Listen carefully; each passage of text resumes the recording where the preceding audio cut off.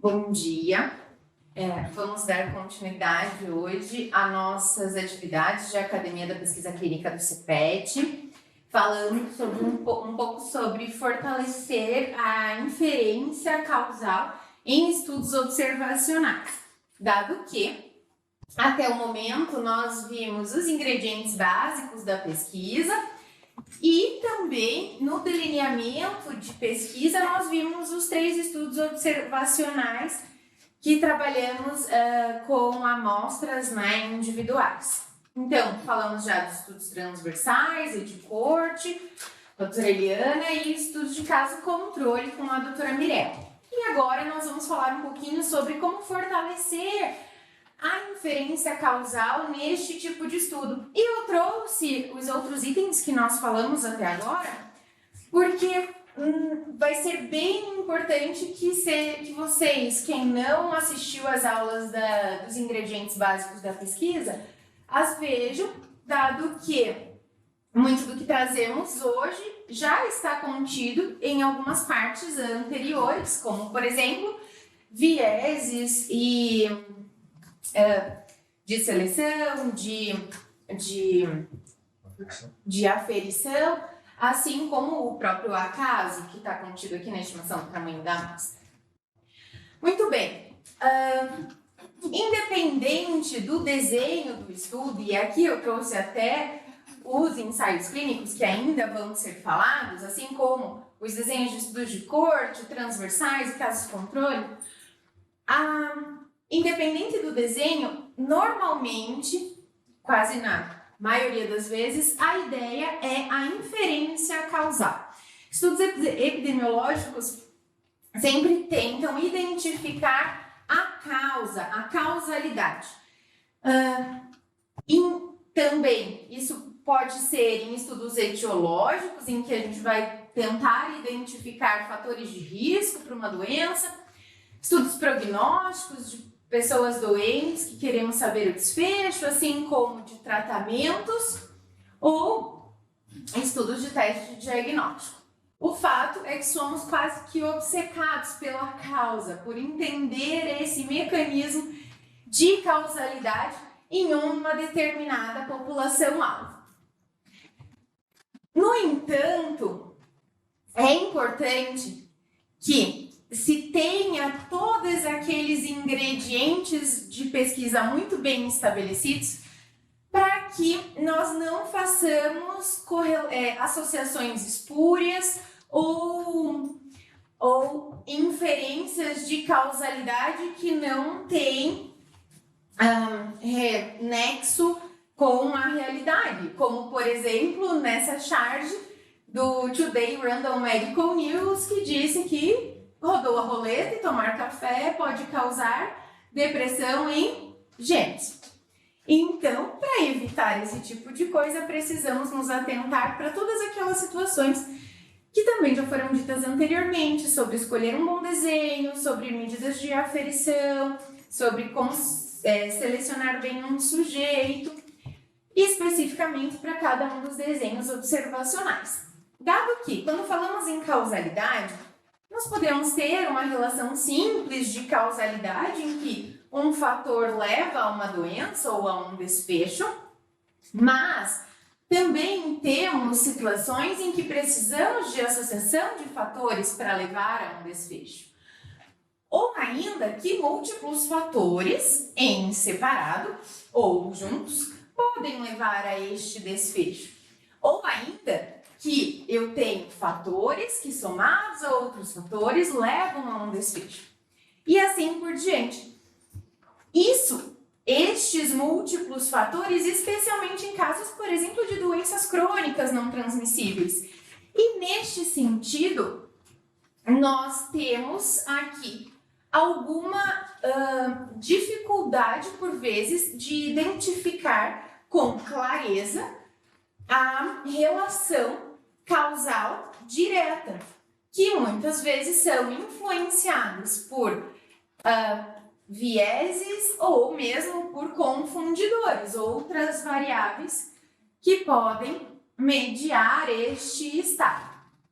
Bom, A causalidade, então, num delineamento de estudo observacional, deve-se ter em mente a necessidade de interpretar as associações encontradas, de modo que a inferência seja realizada em relação à causa e efeito, quando nós podemos excluir ou retirar a probabilidade da ocorrência de uma dessas 4 outras explicações rivais à relação causa-efeito, que são, nomeadamente, o acaso, que são os erros aleatórios, ou seja, que causam associações espúrias, que não refletem a realidade de um fato, ou que estão normalmente associadas ao tamanho amostral, como vamos ver na sequência. Ou ainda vieses, que são erros sistemáticos, tanto de aferição quanto de seleção, muito bem falados pela doutora Eliana na aula de aferições. Ou ainda os confundimentos, que vamos abordar mais especialmente nesse momento, que são associações reais, dadas, porém, não por uma relação causa-efeito direto, mas que tem outra variável que se relacionam a isso. Vamos ver exemplos já. Além de um confundimento que pode ser o efeito causa, quando nós temos uma associação inversa da relação causal. Por exemplo, como uma carroça na frente dos bois, é o inverso. A gente vai falar melhor sobre isso também. Trago aqui para a gente perceber que nem toda associação pode ser tão simples, clara e retilínea quanto ela parece. Porque elas podem não refletir completamente e com precisão as relações de causa e efeito, especialmente em estudos observacionais, que por vezes não se pode controlar todas as variáveis ou avaliar todas as variáveis. Por isso, a necessidade do cuidado tanto no delineamento quanto nessa análise dos dados. Então, lembre-se que sempre numa ponta de iceberg podemos ter algo escondido nas suas profundezas. Bom, como um exemplo disso, vamos lá. Neste exemplo, o café pode ser a causa de um infarto com supradesnivelamento de curva ST. O que acham? Isso já foi trazido como um tipo de associação em alguns anos atrás, que depois foi refutado, vamos ver pelas possibilidades. Mas, como nós falamos aqui no slide anterior, antes de dizermos que existe essa associação causa e efeito, precisamos, então, excluir todas as outras 4 explicações rivais, que podem ser, seguindo nesse exemplo, para que vocês acompanhem comigo. Esta relação, ela pode ter se dado ao acaso, por exemplo, num caso de um erro aleatório, em que, numa população em que 45% das pessoas tomam café. Foi feito um estudo de caso controle, tudo isso hipotético, tá? Em que selecionou-se 20 casos com infarto e 20 controles. Esperava-se que 9 de cada grupo fosse tomador de café. No entanto, com esse número de amostra, por um acaso, neste caso numa amostra pequena, por um acaso, acabou-se que entre o grupo dos que teve infarto, 12 eram tomadores de café, enquanto apenas 6 do grupo controle era tomador de café. Isso pode gerar, então, uma associação entre tomar café e ter infarto, coisa que, na realidade, não ocorre. Então, aqui nós temos um erro aleatório. Lembra de todas as aulas anteriores em que falamos daquela tabela 2x2, em que tínhamos erro do tipo alfa e do tipo beta, ou do tipo 1 e tipo 2, aqui nós temos uma amostra pequena, que por acaso tivemos um erro do tipo alfa, ou seja, identificamos uma associação que na verdade não existe, ela é espúria. Por outro lado, poderíamos também, em outro caso, não ter identificado uma associação que existia, né? Ou seja, um erro do tipo beta, então. Outra situação pode acontecer que leve a entendermos que o café pode ter associação com um infarto, que seria um viés ou um erro sistemático. Os vieses, como já abordados anteriormente, podem ser de seleção, e aqui como exemplo que tivéssemos selecionados por conveniência, de alguma forma em que tivesse mais pacientes no grupo infarto tomador de café do que no outro grupo, ou, por exemplo, um viés de informação em que era questionado sobre o consumo de café de forma diferente entre os grupos, ou ainda um viés de informação do tipo de memória, como a doutora Mirella comentou na aula anterior, em que é muito mais fácil uma pessoa que sabe que está sendo investigada sobre a causa da sua doença, no caso o infarto, essa pessoa sendo do grupo que já teve infarto, quando questionada, você, estamos procurando sobre causa de infarto, você tomava muito café? Possivelmente essa pessoa vai se lembrar muito mais de ter tomado café, ou até vai superestimar isso, pensando que pode ser investigado como a causa da sua doença, como num caso de um viés de memória, que é um tipo de viés de informação. Ainda podemos ter tido esta relação causa e efeito por um tipo de viés de efeito-causa. Bom, exatamente o oposto mesmo, que acontece normalmente em estudos de caso-controle e estudos transversais, em que por conta dessa coleta de informações concomitantes, não considera-se a importância ou a possibilidade de ter uma relação inversa. No entanto, será que a pessoa, por tomar café, teve o infarto, ou por ter o infarto começou a tomar mais café porque se restringiu de outro hábito que era danoso, por exemplo, e substituiu por esse? Entre outras possibilidades, ou porque resolveu aproveitar mais a vida depois do infarto, tomando mais seu cafezinho, tantas possibilidades, caso não tenha sido realizada a coleta no sentido longitudinal, como no caso de uma corte.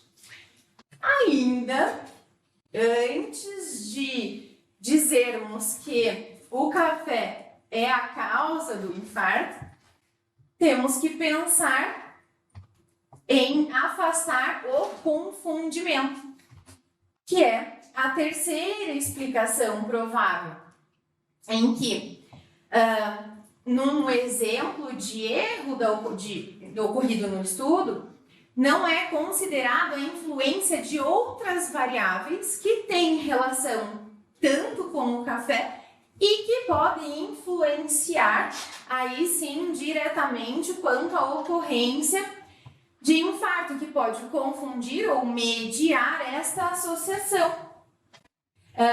Isso é bem importante, e aí nesse caso é um terceiro fator que leva ao consumo de café e que é a causa do infarto, e não o café, que seria a causa do infarto. É bem importante salientar nesse ponto em que o acaso e os vieses são, como nós comentamos, chamados de espúrios, classificados como espúrios, ou seja, realmente não são reais. No entanto, o efeito causa e os confundimentos são fatos reais que acontecem efetivamente na realidade que nós estamos tentando investigar, mas que podem influenciar ou, quando não controlados, podem a gente pode acabar por demonstrar algo que não condiz com a realidade. Bom, um pouquinho sobre estes erros, confundimentos, entre outros. Sobre erros aleatórios, bem rapidamente, que o Dr. Álvaro já havia comentado na parte da fisiologia de pesquisa.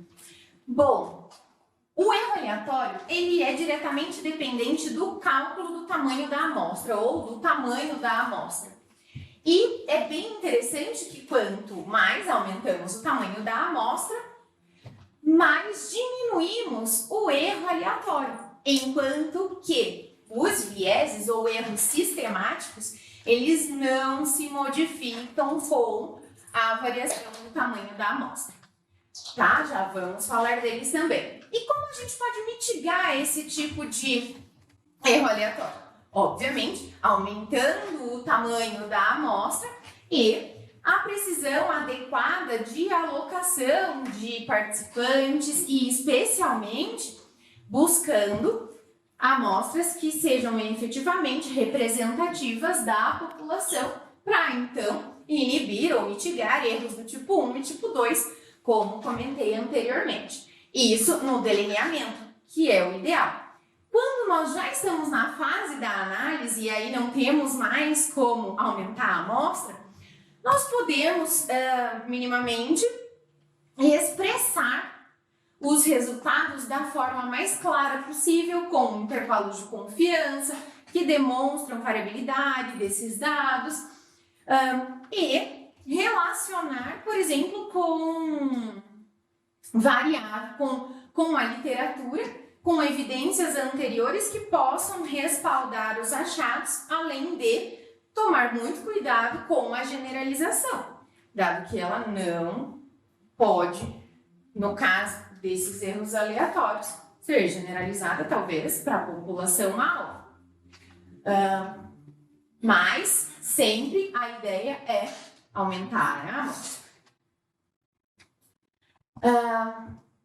Aqui trago uma adaptação da aula de epidemia, da apostila de epidemia, do Dr. Álvaro, que inclusive está disponível no site também, sobre os erros sistemáticos, que são resultados, na verdade, de erros falsos devido a vieses, mais ou menos como essa figura aqui, é algo que não reflete realidade. Isso pode acontecer, especialmente a gente tem dois grandes tipos de vieses, que são os vieses de seleção, que afetam a validade externa do estudo, que trazem amostras não representativas da população-alvo no processo de seleção e resultam de estratégias não boas com relação à especificidade, ou seja, seleção de critérios de inclusão e exclusão e de amostragem, efetivamente, da população, então, acessível. E ainda de fatores que podem influenciar, como, por exemplo, numa corte, a manutenção desse indivíduo na pesquisa. Como, por exemplo, perder mais em um grupo que está exposto a um determinado fator do que grupos não expostos. E ainda temos vieses de aferição, que afetam muito a validade interna do estudo, que refere-se à medida inadequada de variáveis clínicas de modo sistematicamente diferentes entre os grupos, e além de vieses de memória, como citamos, vieses de classificação de um grupo em relação ao outro, e vieses de detecção, por exemplo, do próprio desfecho. Como mitigar isso de acordo com o nosso livro de referência, né? No delineamento do estudo, principalmente, devemos nos fazer pelo menos duas perguntas básicas, que é: A amostra dos sujeitos do estudo realmente representam adequadamente a população de interesse? E as medidas, isso com relação para mitigar vieses de seleção e para mitigar os vieses de aferição, as medidas das variáveis preditoras e de desfecho, elas são adequadas para identificar os parâmetros presentes na população e estão sendo sistematicamente aplicadas de forma igual para todos os participantes, para que a gente possa balizar o processo de recolha de dados. E na análise? Na análise, depois que tudo já foi feito, temos poucas opções, sinceramente. Ainda podemos verificar a consistência, especialmente com achados anteriores na discussão, por isso que a gente tem falado disso e vocês vão ver no final da apresentação, e analisar os dados, tentando identificar esses vieses e expressar da forma mais clara possível, porque aí efetivamente, se tivemos vieses, não temos validade interna, temos grandes dificuldades com os resultados. Bom, agora não mais vieses e nem acaso, mas sim entramos na parte dos confundidores, que estão efetivamente na realidade da nossa população. Então, ameaçam os estudos transversais e de caso-controle as associações efeito-causa, que são dadas, como eu falei, por problemas, por prejuízos na sequência temporal, especialmente no processo de coleta de dados. Como um exemplo, o estilo de vida sedentário causa obesidade? Ou é a obesidade que propicia o estilo de vida sedentário? As duas coisas podem ocorrer. Então, numa coleta transversal, por exemplo, temos uma grande dificuldade de saber quem veio antes, né? E aí podemos ter aqui, dizendo, se resolvermos inferir que é a obesidade que leva ao sedentarismo, podemos ter, sim, um erro de efeito-causa. Como eu disse, é especialmente direcionado esse tipo de erro para estudos transversais e casos-controles. Cortes são muito pouco expostas a esse tipo de erro, dado que a sua coleta acontece numa sequência temporal. Então, realizar estudos longitudinais é a grande solução para sanar este tipo de erro, na fase do delineamento especialmente. E para sanar esse tipo de erro na fase da análise, pois então, de novo, por conta da coleta, temos alguma dificuldade. Não podemos inferir se não sabemos a relação, não podemos inferir causa e efeito, não sabemos a relação temporal. No entanto, sempre podemos retornar à literatura para avaliar plausibilidade biológica, força de associação, em comparação com outros estudos similares, outros estudos de pesquisa básica, para poder respaldar uma relação causa e efeito levantada como hipótese. E, enfim, chegamos no confundimento, que é uma relação aparente entre a exposição, ou fator, e o desfecho, que é explicada por uma terceira variável, ou quarta, ou quinta, ou sexta, depende do tanto de confundimento que a gente tem. São considerados confundimentos fatores que atendem os seguintes critérios. 1. Eles são independentes do desfecho, tá? Eles não têm o desfecho não influencia o confundidor, apenas o confundidor influencia o desfecho. Eles estão associados à variável de exposição sempre, e eles também são a causa do desfecho. Tem uma relação de causalidade com o desfecho. E eles não são parte de uma via causal direta entre fator e desfecho. Neste caso aqui de baixo, pessoal, em que eu tenho um fator no meio, ele nem chama confundidor, ele chama mediador, e aí nós temos um desfecho. E isso não é um confundidor, trouxe justamente para ressaltar isso. No entanto, mediadores também afetam essa relação entre fator e desfecho, mas é um assunto para uma próxima conversa. O importante aqui é verificarmos que, quando temos um confundidor, ou seja, atendemos esses critérios, nós podemos perder, inclusive, a relação de causa e efeito entre o fator e o desfecho, que passa a ser, então, via confundidor, e a relação é explicada, então, por esta terceira variável, o confundidor. Agora fica bem mais fácil entender essa nossa relação apresentada pelo café como fator de risco para um infarto com supradesnivelamento de ST, em que o tabagismo aqui pode ser um fator confundidor e em várias pesquisas é apresentado como tal, em que quem fuma bebe mais café e quem fuma acaba tendo um fator de risco para infarto.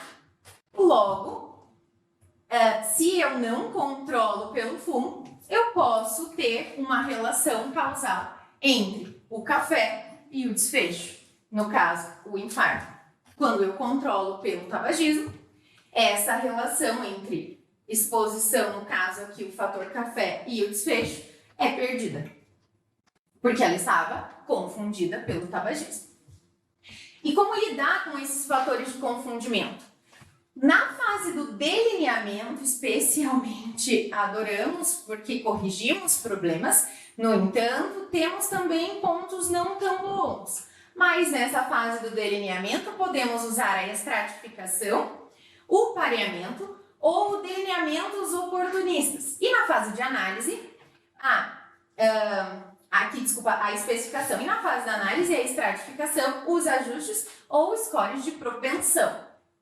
Importante, só podemos ajustar análises se tivermos confundidores coletados.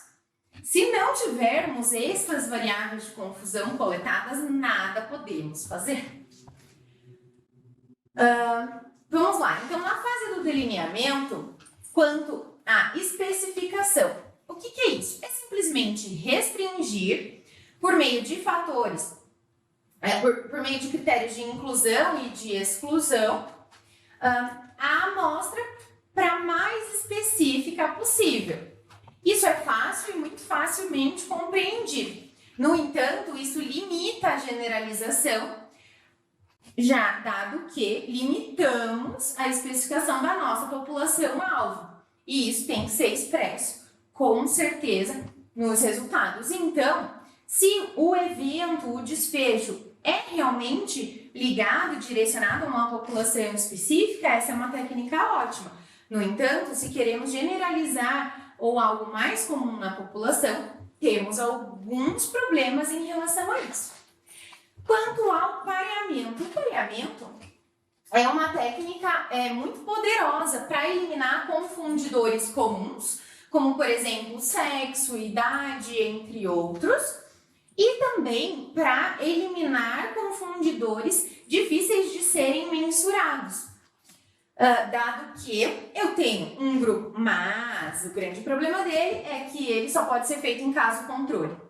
Porque eu tenho um grupo de casos e eu vou escolher pessoas parecidas numa população, parecidas com esses casos, para comparar. Pareamento é ótimo, mas só pode ser usado no caso controle. E temos também, para este caso, o problema do hiperpareamento, em que a gente deixa tão igual os grupos que a gente acaba não conseguindo identificar a diferença e, além disso, aquilo não representa mais a realidade da população que a gente quer inferir os nossos resultados.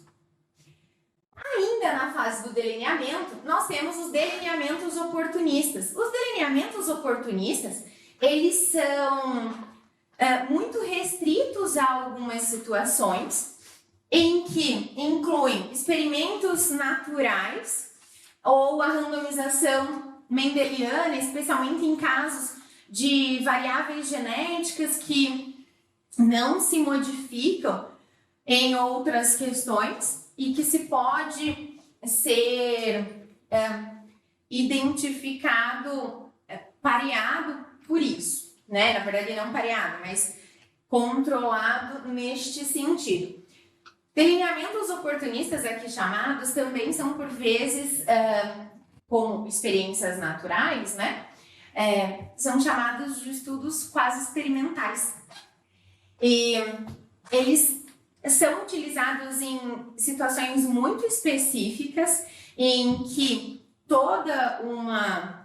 um grupo é naturalmente exposto a uma determinada intervenção sem que o pesquisador esteja intervindo, né? Ele não é um estudo experimental, ele é um estudo observacional, em que se tinha ainda a oportunidade de avaliar o antes e aí o depois desse experimento, em comparação com outros desse experimento natural. Ele é muito bom, ele tem um custo muito menor do que um ensaio clínico, por exemplo, e ele aumenta, sim, a força de evidência, mas ele é para casos muito específicos, do tipo antes e depois, como, por exemplo, de implementação de protocolos assistenciais específicos, e tem, obviamente, as suas limitações quanto à inferência por conta da especificidade do contexto. Não é o comum da nossa prática habitual de pesquisa, pelo menos não aqui. E na fase da análise? Na fase da análise, podemos usar estratificação ou análise de subgrupo, também chamada análise de sensibilidade? Sim, podemos. O que é isso? É quando, depois de toda a coleta feita, para controlar esse confundimento, esses confundidores, nós realizamos uma separação, analisamos as amostras em separado, para poder entender modificações do efeito para um subgrupo ou para o outro em relação ao geral. No caso de uma estratificação, por exemplo, daquela coleta de dados do café, que a gente tivesse coletado o fumo, né, o hábito tabágico em relação ao infarto, nós poderíamos estratificar a amostra entre os que fumavam e os que não fumavam. E aí, dentro dos que fumavam, qual era a associação entre o café e o infarto, e dentre os que não fumavam, qual era a associação entre o café e o infarto, analisando estes subgrupos. Ela é muito fácil, é reversível, obviamente, os dados já estão coletados, de fácil entendimento. No entanto, ela tem um número limitado de extratos que se pode fazer, de variáveis que se pode avaliar, e ela, por vezes, tem uma perda considerável no poder estatístico, dado que, quando fazemos subgrupo, reduzimos a amostra analisada. Então, quando se prevê, é bem importante, quando se quer avaliar subgrupos, seja previsto isso a priori, para que se possa pensar numa amostra para os subgrupos. Ainda na fase de análise, temos os comuns ajustes, né? Famosos ajustes de análises multivariáveis, né? Ou multivariadas, às vezes também chamado. São os modelos de regressão, tão conhecidos, que realmente permitem que o impacto de muitas variáveis preditoras sejam controlados simultaneamente e que a gente não precise separar esses grupos, possa usar a amostra inteira adicionada no modelo. que são pontos muito positivos e podemos colocar várias juntas, né? Essas são as vantagens em relação à análise de estratificação.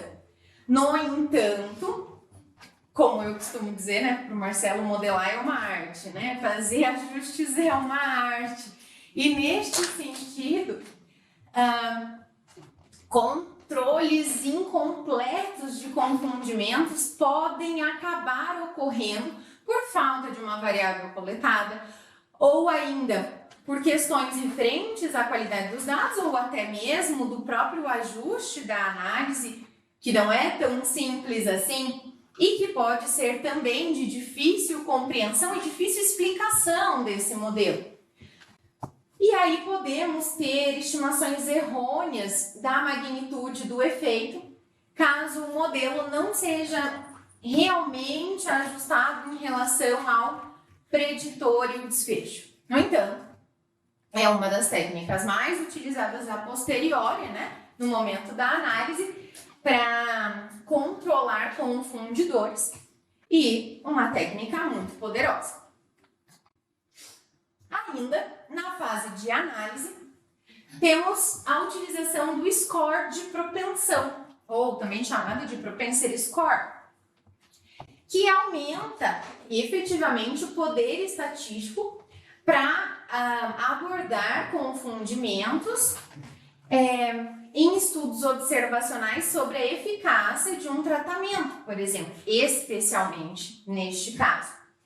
No entanto, e o que nós fazemos no caso do propensity score? Nós verificamos variáveis que podem estar muito parecidas nos dois grupos ali, com um que tenha um determinado tratamento, tenha recebido um determinado tratamento e outro não. Verificamos variáveis que convergem entre eles e normalizamos essas pessoas, assim, separamos por estes. No entanto, isso só pode ser usado quando os sujeitos expostos e os não expostos se sobrepõem, ou seja, tem ali as características em comum. E isso, como eu vou extrair esses que se sobrepõem, nós vamos acabar reduzindo o tamanho da amostra. Então, no caso de estudos com amostras pequenas, o score de propensão tem este risco muito grande e essa desvantagem, muito embora ele seja muito poderoso para amostras maiores. E aí, vocês devem ter percebido que eu falei sobre voltar à literatura, sobre falar ver a plausibilidade biológica, ver a relação de sequência causal como formas de, a posteriori da coleta, conseguir de alguma forma controlar vícios e confundidores. E aí nós trazemos, como no título da nossa apresentação, evidências que favorecem a inferência causal. E aqui eu trouxe para vocês a fotinha do Bradford Hill, que fez a proposta em 65 dos critérios de causalidade em epidemiologia, que são os critérios de Bradford Hill, que o nosso livro de base traz como uma opção para fortalecer também a inferência para além de todas as metodológicas propostas, em que devemos pensar sempre para fortalecer a inferência na magnitude ou na força de associação, porque quanto maior for a força de associação, nominadamente nosso odds ratio, nosso risco relativo, nosso risco atribuível, e assim por diante, quanto menor aí o nosso valor de P, entre outros, quanto menor o nosso intervalo de confiança,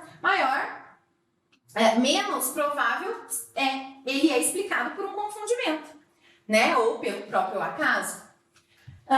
Sobre a consistência, que é um outro critério muito importante, quando voltamos à literatura e percebemos que estudos não necessariamente do mesmo desenho também trazem resultados similares.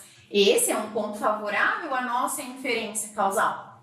A especificidade, ou seja, quando temos um fator muito especificamente relacionado ao desfecho, como no caso o coronavírus para causar, o SARS-CoV-2 para causar o Covid-19, temos aí essa especificidade a nosso favor para esta inferência causal. Uma precedência temporal, que é o que a gente sempre, que é um fator predeterminante para a inferência de causalidade.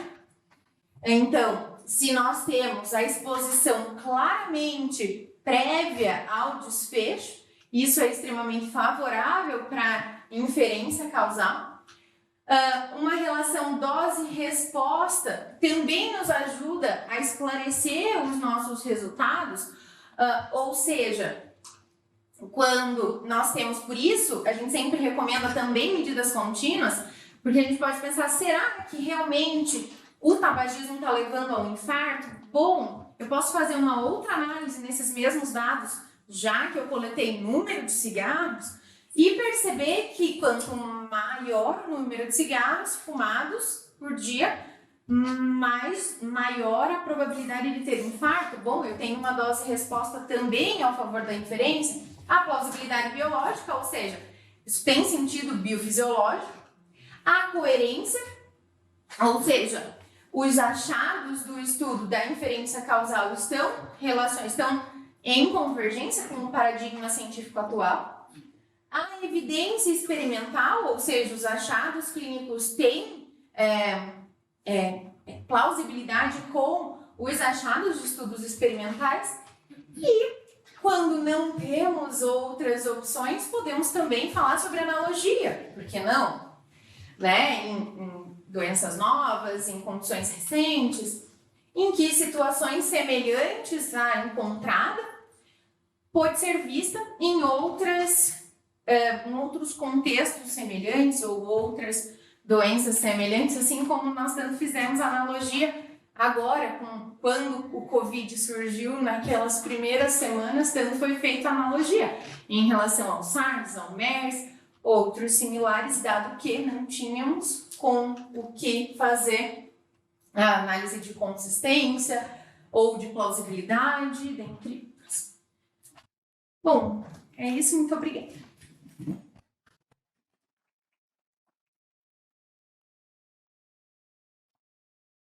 Perguntas, dúvidas?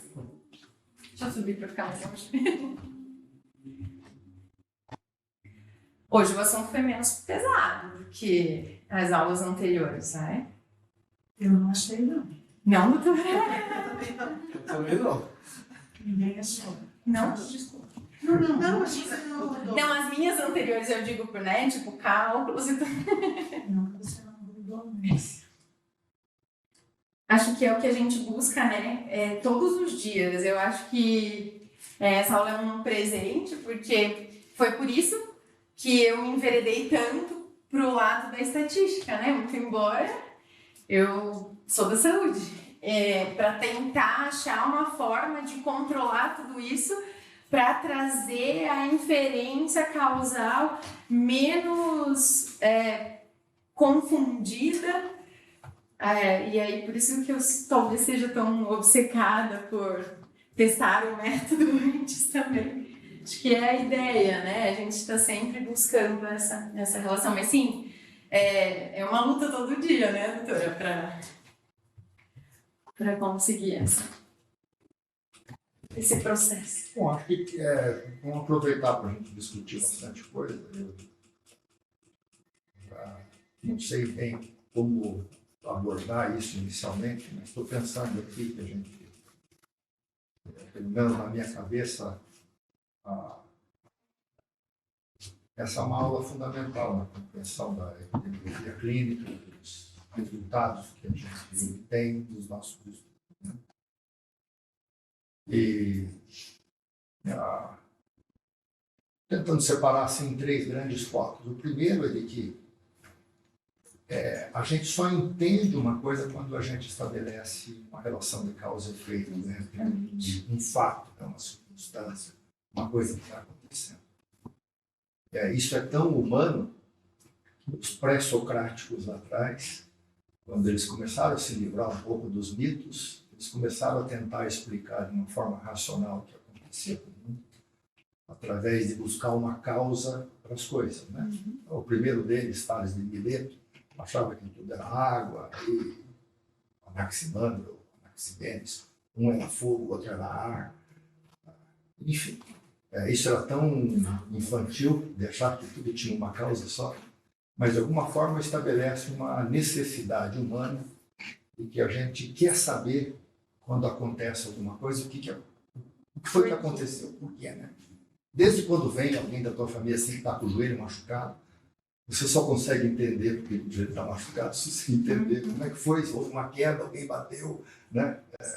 O que foi que aconteceu. Isso acontece na vida da gente o dia inteiro, com dor de cabeça, as coisas que acontecem aqui, uma falta de dinheiro na conta. Essa relação de causa e efeito, ela é essencial de ser compreendida. E ela é muito mal distribuída, né? A quantidade de coisas que você lê no jornal, de relações entre dois fatores que são fortuitos e que não são de causa e efeito, é muito grande, é muito maior do que uma relação de causa e efeito verdadeira. As ciências sociais, as ciências econômicas, elas estão poluídas de relações espúrias, né? Da tal do correlation, not causation. Correlation, not causation. Tem acho que um filminho na internet que é legal de você ver, um estatístico que repete isso, né? Ele vai dar uma aula que nem aquele cara que falava da hipotensão, da ressuscitação com hipotensão. Ele dizia que você não podia aumentar a pressão arterial porque você estourava o coágulo, né? Então ele tinha uma aula muito chata, que ele ia para congresso e ele dizia assim... Papai, não sei o que, Pop-up declata, pop-up declata. E aí ele falava 2 ou 3 horas, pop-up declata, pop-up declata. Assim, para dar a ideia de que não ressuscita muito doente que eu traço. Então, essa ideia para nós, correlation, not causation, ela tem que ficar permanente. Então, acho que isso é uma necessidade. A gente só entende uma coisa se a gente fizer uma relação de causa e efeito e conseguir explicar um fato. Eu só consigo entender o que está acontecendo no Covid porque a gente conseguiu uma relação de causa e efeito, entender como é que o vírus entra na célula, como é que há uma ativação da resposta inflamatória, e que essa resposta inflamatória é que causa lesão pulmonar. A hora que eu consigo explicar isso, eu consigo até estabelecer que corticoide, bloqueador de interleucina 6, JAK1, 2, 3, possam modular essa resposta e diminuir a gravidade da doença. Então, a gente tem sempre que buscar uma relação entre os fatores que nós estamos estudando, se eles são verdadeiros ou se eles são só uma associação, só uma correlação. Segundo o que você mostrou ali, uma maneira de fazer isso. Então, como toda epidemiologia clínica, ela é baseada em estabelecer uma relação verdadeira se não houver vício e se não houver acaso. Então, primeiro tem que ver se essa relação ela não foi obtida por vício. E segundo, são aqueles 4. É isso daqui, né? Eu ia pôr um quadro. Ou se ela não é por acaso. O vício é ou o erro de seleção ou o erro de aferição. Acaso é se a tua amostra for pequena, e você já demonstrou isso, como ter uma tamanho da amostra que possa minimizar o erro tipo alto e também o erro tipo beta. Se a gente tiver uma amostra com uma boa aferição, uma boa seleção de pacientes, com baixa probabilidade de erro aleatório, o terceiro vício, que é o vício da confusão, naquele quadrinho que você mostrou lá, Bom, naquele das fases onde você observa os vícios?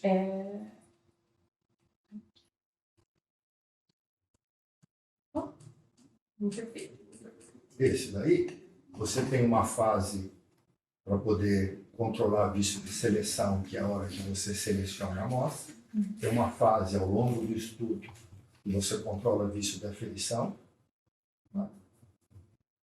E tem uma terceira fase, que é a fase de análise, que é onde você, se fizer tudo certinho na fase de seleção, fizer tudo certinho na fase de aferição, nós vamos ter que fazer tudo certinho lá na frente para poder avaliar se as associações que não foram obtidas por vícios de seleção de aferição, se elas foram por confusão. E aí entra a estatística forte, que é a terceira parte da tua aula, né? Que talvez ela tenha sido deixada mais pesada por causa dessa fase, mas ela tem que ser entendida que nós temos que fazer essas análises, né, univariadas, as análises multivariadas, e hoje cada vez mais as análises por score de propensão. Nós temos grandes amostras de pacientes, nós temos um banco de dados com um número muito grande de doentes, e é possível, então, fazer análise não cruas mais, pegando uma variável e um desfecho. É possível nessa variável você estratificar, é possível você fazer especificação, é possível você parear. Né? Nós fizemos no estudo do Parkinson um pareamento, né? E é possível fazer e aplicar scores de propensão para poder avaliar dentro do nosso banco de dados se essa relação entre os fatores e desfechos, se elas estão mais próximas de uma relação causal ou de uma relação de confusão. Então, tem aí uma sequência de coisas que precisam ser feitas sistematicamente. Assim, aí como guardião das análises estatísticas, é preciso deixar para poder fazer análise estatística se as análises epidemiológicas foram bem feitas anteriormente. Né? Ou seja, não tem vício de seleção, não tem vício de aferição, nós podemos fazer uma análise estatística. Não adianta fazer uma análise estatística, melhor que seja, melhor aplicada que seja, com baixo risco de acaso, numa amostra que seja viciada. Você vai demonstrar que uma falsa associação é verdadeira. Exatamente. Não podemos ficar entrando nessa. Então, ela é uma aula que tem muito de epidemiologia clínica e pouco de estatística. Sim. A estatística aí, ela tem que ser entendida por todo mundo aonde é que ela entra. Exato. O que é especificação, o que é pareamento, o que é certificação, o que é score de propensão? Isso precisa estar disseminado. E na hora que sentar na tua frente e dizer assim, vamos fazer uma análise multivariada aqui, quais são os dados? Calma, não dá para poder fazer análise multivariada para tudo. Se fizer multivariada para tudo, não vai sobrar. As amostras acabam sendo pequenas e você acaba arrumando ou eliminando uma relação de causa e efeito. Né? Faz tanta análise que você tira todos os fatores, até o fator que era verdadeiro. Acaba desaparecendo.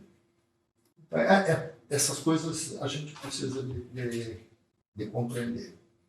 Antes de sentar na frente e colocar um L, estátua, alguma coisa assim. Então tem um caminho. E aí o caminho ainda que você encontre uma relação, você tem que aplicar os critérios de causalidade. Os critérios de causalidade são lindos, né? Acho que essa é a palavra que define os critérios de Bradford. Tem magnitude, ou seja, aumenta o fator, diminui o fator, aumenta o desfecho, diminui o desfecho, tem consistência, é específico. Ou seja, sempre que você tem aquela topografia cheia de lesões, aquilo é sempre Covid. Tem precedência temporal. É sempre a infecção antes da lesão do pulmão?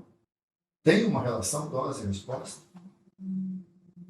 Tem plausibilidade biológica? Tem coerência? Tem evidência experimental? Tem analogia? Puxa, isso aí dá um belo de uma discussão aí, naquela fase da discussão do você encontrou uma associação, e aí, quando você consegue buscar na literatura vários elementos que possam demonstrar que, às vezes, nem sempre os 9, né, mas com uma boa parte deles, isso te dá a segurança de que aquela relação, já com tudo controlado, os vícios, uma boa análise estatística e um raciocínio de causalidade bem suportado na revisão bibliográfica, você está no caminho de realmente comprovar que você tem uma relação de causa e efeito, não só uma correlação. Exato. Mesmo que seja estatisticamente significativo. Sim. Que não quer dizer que tem causalidade. O contrário também é verdadeiro. Com certeza. Né? Essa história do P, a gente fica muito, às vezes, escravo do maldito do P. Não dá para poder eliminar o P, não dá para poder viver sem o P, mas às vezes 10%, dependendo do tamanho da amostra, já é melhor do que 0,001 numa amostra viciada. Exatamente. Acho que é bem importante, acho que os critérios de Bradford Hill, acho que a ideia, isso que o senhor falou, né, de causalidade, é bem para trazer mesmo quando eu disse a aula menos pesada, nesse sentido, dela é mais epidemiológica e menos estatística mesmo, essa é a ideia.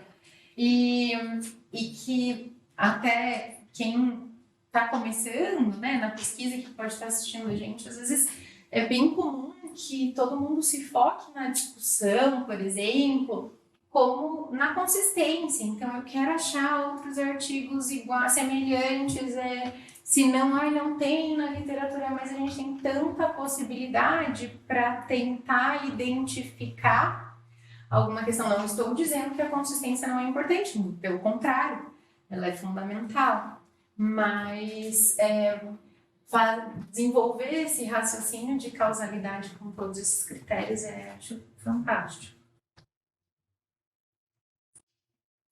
Aberto aí, eu vi todo mundo. Eu tenho uma pergunta. Claro. Ali na parte do delineamento, o oportunista, como que seria? Muito claro. Assim. Tá, o delineamento oportunista, ele, na verdade, assim, eu sinceramente nunca tinha ouvido esse nome de delineamento oportunista. Na verdade, a gente acaba, o livro me traz como, sinceramente, o nosso livro de base, uma nomenclatura nova, mas buscando outras referências, ele se assemelha, como eu disse, ao quase experimental, muitas vezes. É porque, assim, oportunistas por quê? São poucas as oportunidades que você tem de fazer um estudo desse tipo. E é muito bom aproveitá-las, dado que elas realmente trazem uma força de evidência quase experimental. Então, quando eu tenho uma amostra que esteja ou que vá ser submetida a um determinado protocolo, vamos dar um exemplo que acho que vai ficar mais fácil. Então, a doutora Mirella vai implementar um protocolo lá de, não sei, até pensando em pacientes, sei lá, um protocolo de controle de danos para peritoneuostomia, enfim. Mas antes disso, eu já vinha avaliando esses pacientes que tinham feito peritoneuostomia.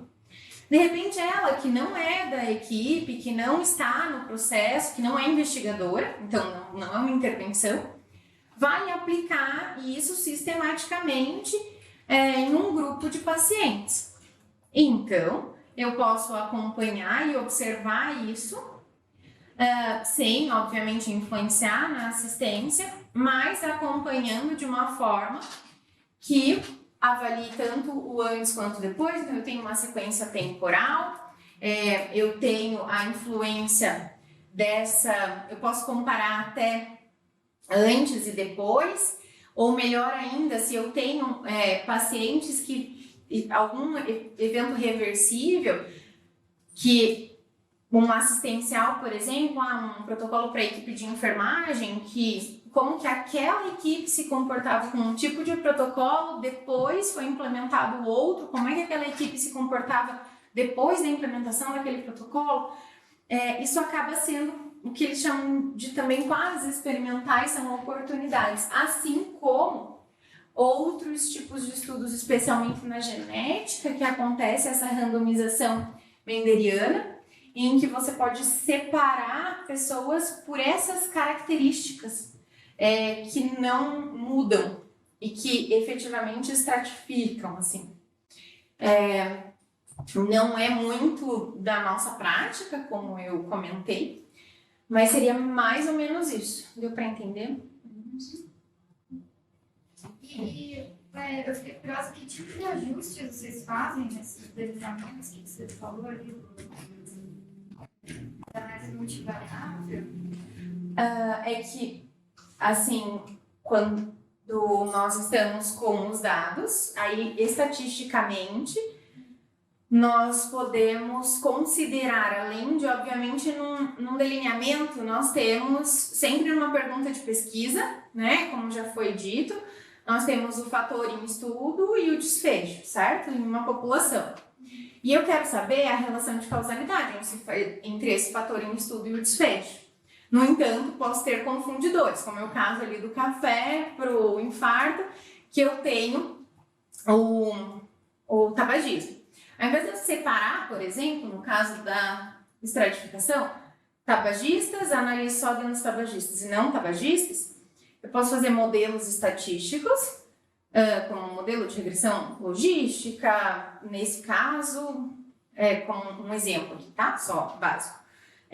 E aí eu coloco, então eu quero ver a relação do café com a variável dependente, que é o infarto, sim ou não.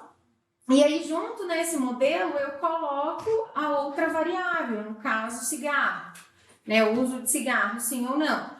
E aí é como se esse modelo estatístico, de uma forma bem simplista, explicando, controlasse uma variável explicativa pela outra, ajustando, assim, o quanto o café tem influência sobre o infarto, mesmo que junto nessa conta eu coloque o tabagismo lá na sua associação, na sua inter-relação com beber café, né?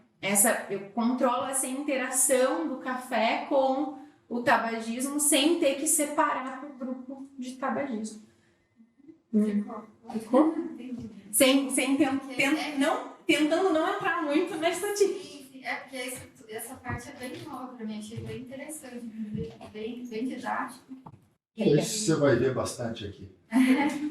Esse estudo, por exemplo, fazendo análise da hiperglicemia nos doentes com Covid, comparando com não Covid, vai acabar sendo demonstrado que o doente com Covid faz mais hiperglicemia que o não Covid.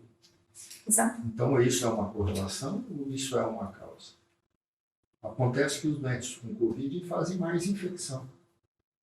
Então, os doentes que fazem infecção fazem mais hiperglicemia.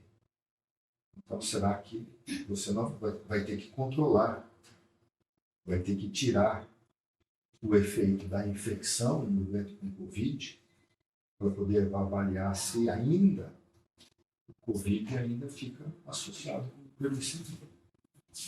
E aí tem outros fatores, né? Intensidade da inflamação, dá para poder controlar isso com PCR.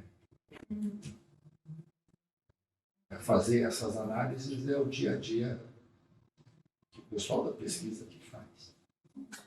Agora, essa aula ela te dá uma ideia, pelo menos, de um contexto, da onde é que está aplicado essa análise, se essa análise ela faz sentido sempre ou não. Eu volto a insistir, talvez a coisa mais importante, afinal, você vai, pelo menos, sistematizar uma análise, que a gente vai chegar num determinado momento que a gente vai fazer uma análise multivariada. Mas a análise multivariada ela não vai resolver todos os nossos problemas. Se todas as outras coisas estiverem sido bem feitinhas, pode ser que uma análise multivariada, com as variáveis que a gente tiver no nosso estudo, que dá a impressão assim, não, foi feita uma análise multivariada e ainda continuou fazendo. Você tinha todas as variáveis que podiam ter levado ao desfecho do banco de dados? Não, eu só tinha idade e sexo. Você só controlou para a idade e sexo e vem me dizer que fez uma análise multivariada? Por isso que eu deixei um quadrado bem grandão, assim, só dá para ajustar o que tiver coletado. Se não, não adianta, não tem milagre que resolva. Não tem milagre que resolva o que não foi coletado. Não tem. Não tem também análise que controle. Eu trago aqui, inclusive, porque a gente segue o livro texto, né? Então, na análise, o que se pode fazer para mitigar erros sistemáticos? Na verdade, a gente pode expor os erros, mas falar que a gente vai consertar em análise erro sistemático não vai. Então, assim, por isso que a questão do delineamento também é tão importante, né? Porque a análise é só o finalzinho lá, não faz milagre. E é exatamente isso. Pegando o gancho, Rafael, que eu gostaria de primeiro parabenizar, eu achei bem mais leve do que o Raul Ramos fala. Levantando a questão da importância das nossas discussões. Meu Deus, para você fazer um delineamento que vai fortalecer a inferência dos dados, que vai ter uma relação causa-efeito, que vai eliminar toda essa questão A anatomia da pesquisa. Isso, exatamente. Fazer a anatomia da pesquisa, para a gente eliminar todos esses viés, esses erros, para a gente sair desse amadorismo. Meu Deus, quantos estudos assim, que eu já participei, que agora eu pensei, nossa, porque se a gente tivesse delineado de uma forma correta, a gente poderia ter obtido resultados muito mais interessantes. Então, assim, sair de fato desse amadorismo e ter um delineamento robusto que vá ter uma inferência nos resultados, que de fato vai conseguir atender as nossas respostas, os nossos questionamentos, e que são estudos realmente sérios, que condizem com a realidade, e que tudo isso. Então, poxa, eu acho assim, que as nossas aulas aqui deveriam ser lançadas assim, a nível não só nacional, porque é muito importante para acabar com esse amadorismo mesmo, sabe? Uma benção que você está falando. E isso não pode terminar nunca. Né? Nós só estamos fazendo a base. Um dia nós vamos ter que fazer só análise de propensão. Exato, tudo isso daqui, assim, é um mundo resumido em um pouquinho, né? Cada aula nossa é um mundo resumido ali que vai se explicar. Tem mais esclarecimentos assim, fantásticos, que impactam de uma forma muito positiva, né? Os delineamentos da pesquisa ali, na extensão dos resultados. Muito legal. Precisa daquela figurinha ali em cima. Sim, o elefante e a formiga, né? Essa é bem... É uma formiga? É uma formiga, doutora. Mas parecendo um cachorro. Não, é uma formiga. É um elefante e uma formiga. Tipo, justamente para dizer que, assim, erro sistemático é falso. Ele não tá na realidade, não tá. Eu achei que fosse daqueles animadores de circo, assim, sabe? Achei que fosse uma pessoa, mas não uma formiga. Não, é uma formiga. Eu achei que fosse um pulo. Não, deixa eu passar aí. Oh, meu Deus, acho que eu coloquei muito bem. Mas tudo é mais leve para ele. Tudo é mais leve que o elefante, exatamente. Ai, foram estatística. Tem que ver o estatístico e falar, é isso, preto no branco. Marcelo. Passou a mensagem. Marcelo. Eu achei uma aula bem interessante, apesar do pessoal falar que ela foi bem mais leve. Para mim, não sou da epidemia, é um pouco mais pesado, mas eu ainda consegui absorver bastante coisa. E o que eu consegui observar bastante da aula da Rafa é que se a gente não controla viés, se a gente não controla confundimento, se a gente não controla nada, se a gente traz uma estatística irreal ao leitor, né, obviamente, e a gente está no meio onde isso acontece bastante, né?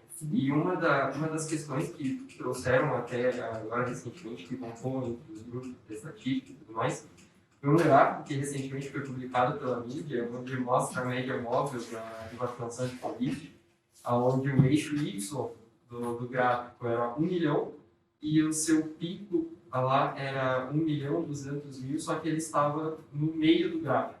Ou seja, era uma estatística irreal, um gráfico irreal, que não tem como, ou seja, tudo ali estava sendo uma mentira, que estava sendo publicado. E mostra o quanto isso é interessante, né? Se a gente não controla tudo isso que a gente está querendo mostrar ao leitor, a gente traz uma mentira. A gente prejudica a estatística, prejudica outros estudos que podem ser publicados posteriormente. E também traz que o estatístico tem que ser cético, né? O estatístico, o pesquisador tem que ser cético quanto aos seus dados, brigar com ele, lutar ao máximo para que ele diga realmente a verdade para você, né? Porque a gente está lá, como a Eliana diz, um pouco chateado com tudo isso que está acontecendo no meio da pesquisa, né? São tantos estudos que não trazem a verdade, que a gente não controla o fator de confundimento, não controla o viés e assim por diante. Então, parabéns, sabe? Eu tenho resumido, apesar de eu não ser da área da epidemia, eu consegui resgatar bastante coisa. Isso que você falou é importante, porque conhecer esses possíveis vieses, o possível acaso, confundimento, é importante para o leitor também, né? Para quem consome a informação científica para se atentar e conseguir filtrar em relação a tudo que está publicado, posto, enfim, e o que se aplica à sua prática. Nada, Gustavo? Posso? Primeiro, parabéns pela aula. Bastante densa, realmente mais light que as que tem cálculo. Explicou muito em relação ao fator de...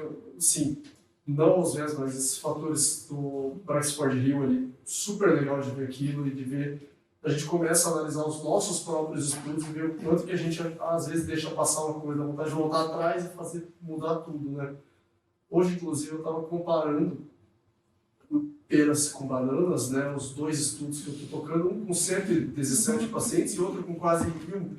A gente vê que a força de associação por conta do N é muito diferente, né? Acho que estipular uma amostra adequada tira muito desses viés acasos e tudo mais. Achei bem legal, parabéns. Nesse DNIL você vai encontrar um monte de relações. Sim, não, o de 117 pacientes, às vezes eu olho e falo, nossa, mas está muito diferente. O P, assim, 0,12. Você fala, não pode ser, eu quero ter 1.000 pacientes aqui. Vamos fazer os ajustes aí para Sim. E aí, coordenadora, como é que Eu sou do time que ainda estou um pouco pesado. Mas. do time da regulação? Mas assim, Rafa, parabéns pela aula. Assim, realmente você conseguiu condensar muita coisa num tempo muito bacana. Um termo que eu nunca tinha ouvido, foi a primeira vez que eu vi da randomização mendeliana. Que até a Joelle perguntou um pouquinho, você já explicou um pouquinho. Você podia dar um exemplo da prática, assim, rapidamente, não prolongar muito, da randomização mendeliana? Então, na verdade, ela não é exatamente uma randomização conforme a gente conhece. Um exemplo que, inclusive, o livro dá é quando vai estudar um efeito, por exemplo, de agrotóxicos, pessoas expostas a agrotóxicos que vão ter uma determinada doença. E aí você percebe que alguns fatores genéticos podem ser vinculados a essa doença. Então, na randomização mendeliana, por isso que é normalmente aplicado em estudos genéticos, você consegue separar pessoas e grupos de acordo com essas características genéticas, para controlar essas características genéticas, então, deixando os grupos iguais em relação a isso, né? Você separa considerando com base nisso, mas obviamente você vai ter todo o resto, mas se a tua ideia é uma questão genética, você consegue separar com essa base. Lembra das leis de Mendel, Bem das né? Fazendo relação. Sim. Exato. Então a palavra randomização ali se encaixa entre aspas, né? É. Vamos dizer assim. Pois é. Não é aquilo, não é a randomização que a gente conhece. Entendi. Ok, obrigada. Imagina. Então, eu vou para você. Muito obrigada pela aula, perguntas. Então, fica claro cada vez mais, e todos os colegas aqui já mencionaram, que o delineamento do estudo é a base de tudo, né? A escolha do tipo de estudo para a população que você está querendo estudar, né? Seja, vai ser uma corte, ou tem que ser um ensaio, enfim. A maneira de selecionar a tua amostra, são os teus critérios de inclusão e exclusão, e isso tudo bem feito vai fazer com que você tenha menos problemas depois. Mas uma outra coisa que eu acho que é óbvia, mas que é fundamental, é que você tem que ter conhecimento daquilo que você está estudando, porque você só consegue pensar em confundidores quando você domina o assunto. Seja porque você é da tua área, e não só por causa disso, mas também porque você procura na literatura outras referências, que tipo de estudo sobre aquilo já tinha, que tipo de confundidores e de erros foram identificados em outros estudos, e qual é realmente a questão da pesquisa acerca daquele assunto que você que ainda precisa de resposta, ou que precisa de reforço de resposta, né? Então, meio que gira em torno do fim, gira em torno da seleção, e quanto mais correto isso for feito, menos problema você vai ter, né? A estatística não é para ficar colocando cortina de fumaça para melhorar o teu resultado do teu estudo, né? Então, estou falando isso até do conhecimento, porque eu já citei aqui dificuldade que você tem de se envolver em estudos de áreas que você não conhece. Então, você não consegue, às vezes, sequer selecionar corretamente critério de inclusão e de exclusão. Então, eu acho que, basicamente, cada vez mais a gente conhecer bem a anatomia de pesquisa e fazer bem direitinho a base da pirâmide, né? Muito bem, obrigado. Eu que agradeço.